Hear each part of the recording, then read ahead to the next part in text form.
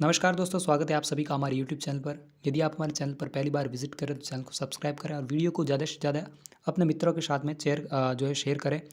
और यदि आपको वीडियो अच्छा लगे तो वीडियो को लाइक ज़रूर करें। आज के इस वीडियो में आपको बताने वाला हूँ कि प्रीवियस ईयर का पेपर जिसका पेपर कोड है PS03, यानी कि जिनका BA सेकेंड ईयर है यानी द्वितीय वर्ष है, उनके लिए पेपर कोड पॉलिटिकल साइंस का राजनीति विज्ञान का पेपर कोड 03 कौन सा है, PS03। तो उसको लेकर मैं प्रीवियस ईयर का पेपर है वो आपको बताने वाला हूँ। और उसमें से जो है ये मैं इसलिए बता रहा हूँ ताकि इसके जो है प्रश्न जो है प्रीवियस ईयर से रिपीट होते हैं, और कम से कम रिपीट 3 से 4 या उससे ज़्यादा भी हो सकते हैं। तो आप उसके साथ साथ मैं आपको आंसर भी बताने वाला हूँ। आंसर आप एक साथ में जो है साथ ही साथ याद करते चलेंगे तो बहुत अच्छी बात है।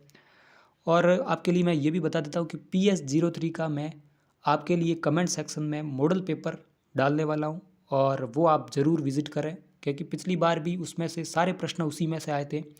तो यदि आप वो जो है मॉडल पेपर विज़िट कर लेते हैं तो आपके एक भी प्रश्न गलत होने के चांस जो हैं वो शून्य हो जाएंगे। तो चलिए शुरुआत करते हैं इस पेपर की। सबसे पहले मैं आपको बता देता हूँ कि पेपर जो है अब 3 घंटे का है, और तीनों खंड अ खंड, ब खंड और स खंड तीनों आपको करने हैं।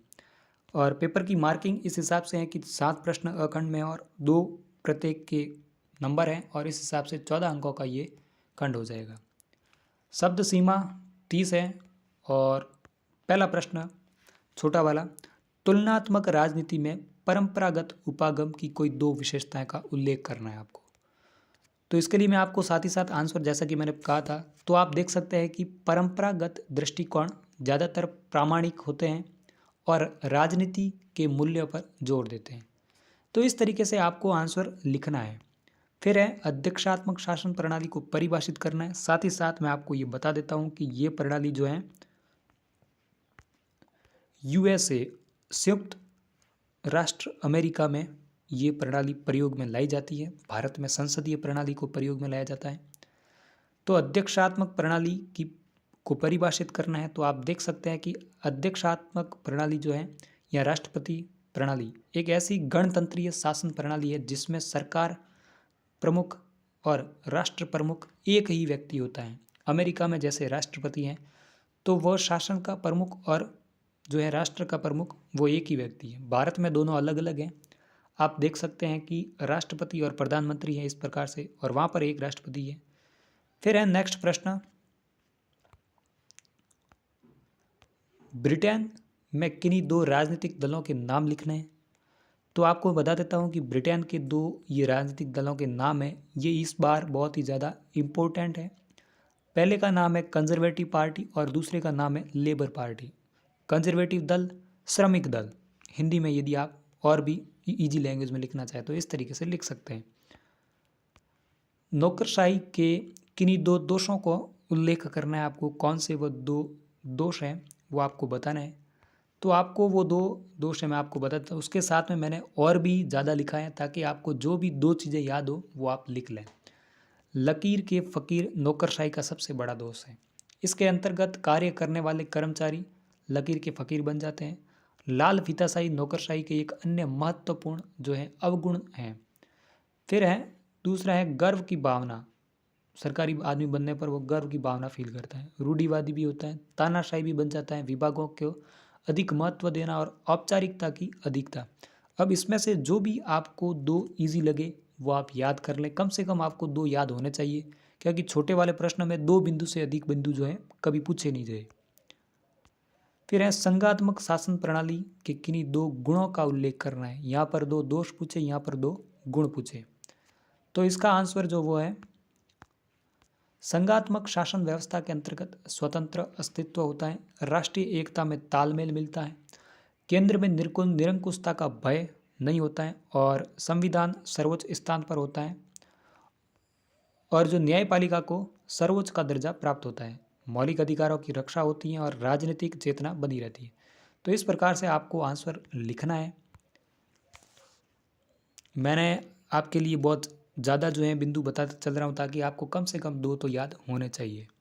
अमेरिका में विद्यमान न्यायिक पुनरावलोकन की 2 विशेषताएं बतानी है। ये सारे प्रश्न इंपॉर्टेंट है और इन सारों के रिपीट होने के चांसेस 100% बनते हैं। क्यों बनते हैं?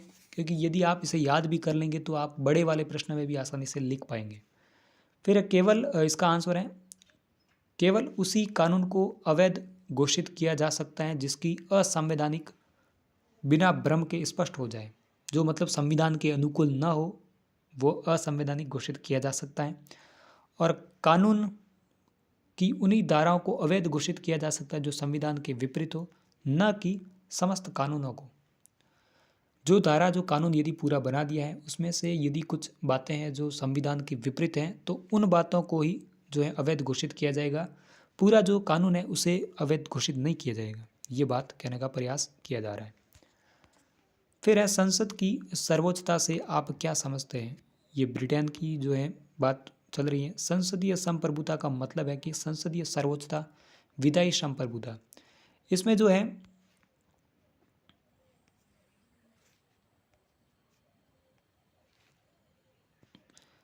संसदीय लोकतंत्र के संवैधानिक विधि की अवधारणा होती है। इसके धारणा ये होती है कि विधायी निकाय के पास संप्रभुता होती है, संसद के पास ही संप्रभुता होती है और सभी अन्य सरकारी संस्था जिसमें कार्यपालिका, न्यायपालिका समावेशित है उसमें सब में वो सर्वोच्च होती है।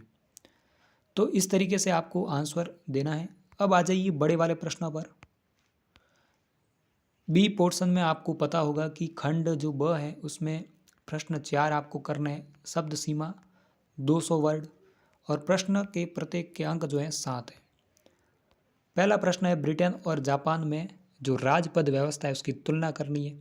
जैसा कि आपको पता होगा कि ब्रिटेन में राजा और जापान में भी राजपद है, तो वहाँ पर भी राजा है, तो उन दोनों के बीच तुलना करनी है पद की व्यवस्था को लेकर।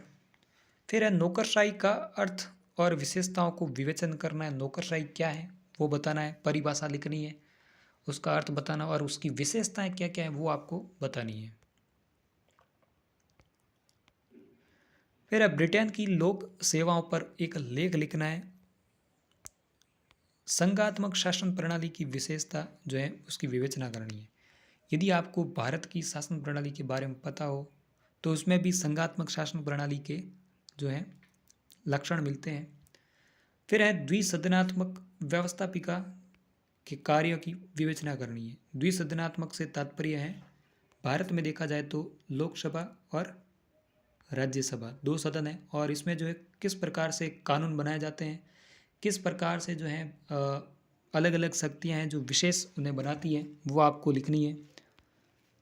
प्रत्यक्ष लोकतंत्र का अर्थ और विशेषता। प्रत्यक्ष लोकतंत्र का मतलब होता है कि वहाँ की जनता जो है प्रत्यक्ष रूप से इलेक्शन देती जो है वोट देती है अपना और उसे सरकार का चुनाव करती हैं, तो वो प्रत्यक्ष लोकतंत्र है, स्विट्ज़रलैंड में है।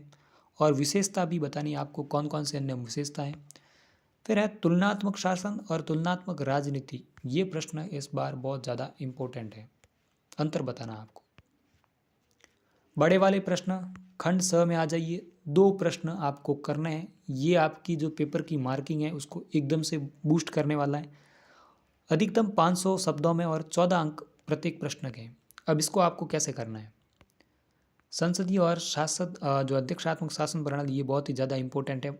सारे इसका जो है ये एक प्रश्न नहीं, ये 2 प्रश्न पूछे जा सकते हैं। खंड ब और खंड स और खंड अ, इन तीनों में से आपको 2 प्रश्न लगभग इसके मिल सकते हैं इस बार।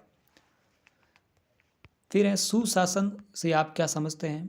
गुड गवर्नेंस इंग्लिश में कहते हैं, उससे आप क्या समझते हैं? उसके बारे में जो है नवलोक प्रबंध के विचारों को परीक्षण करना है। और फ्रांस के 5वें गणतंत्र के संविधान की विशेषताएं बतानी, कौन कौन सी वह विशेषताएं हैं वो 5वें गणतंत्र की वो आपको लिखनी है।